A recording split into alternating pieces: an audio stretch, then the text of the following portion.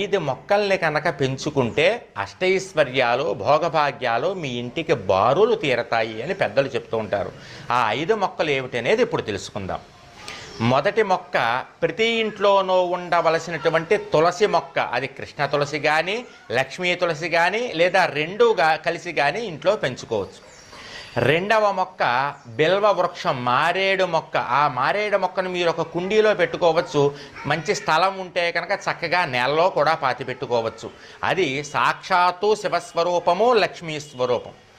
మూడవ మొక్క పెద్ద ఉసిరి, అంటే చిన్న చిన్న ఆకులు ఉండి ఇంతంత ఉసిరికాయలు కాసి చేదుగా ఉంటుంది చూసారా ఉసిరికాయ, దాన్ని అమలక వృక్షము అంటారు. ఆ చెట్టు కూడా మీరు కుండీలో పెంచుకోవచ్చు లేదా మీకు మంచి స్థలం ఉంటే కనుక స్థలంలో పాతుకోవచ్చు.